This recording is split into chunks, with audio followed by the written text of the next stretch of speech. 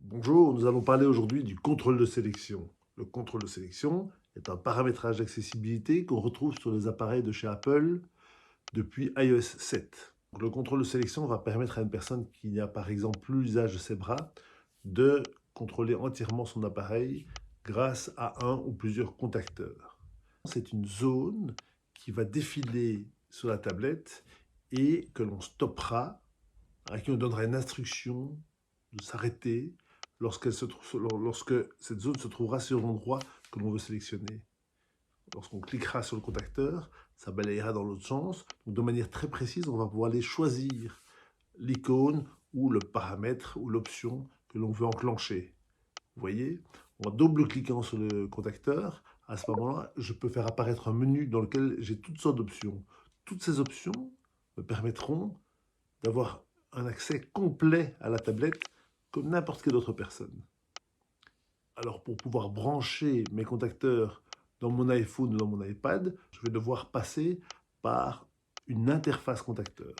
Alors il en existe de plusieurs sortes, j'en ai deux ici avec moi aujourd'hui. J'ai le hook. Le hook, c'est une interface filaire que je branche dans mon iPhone ou mon iPad et dans laquelle je sais mettre jusque 4 contacteurs.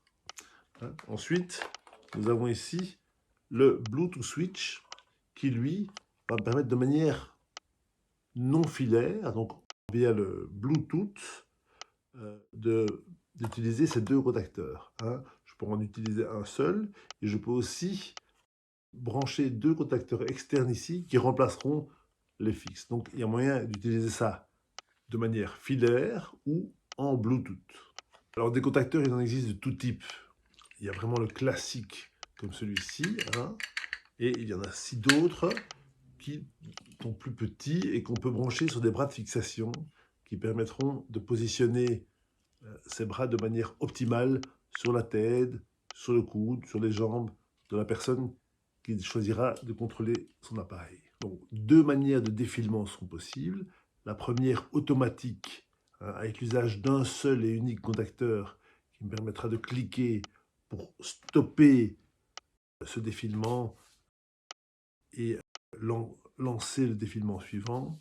C'est le mode automatique, bien sûr. Et donc, le mode manuel, qui, là, lorsque je branche plusieurs contacteurs, pourront être intéressants, effectivement. Même si je peux mettre suivant sur le premier, Enter sur le deuxième, je peux, avec un troisième, revenir sur la page principale ou enclencher Siri ou plein d'autres actions possibles.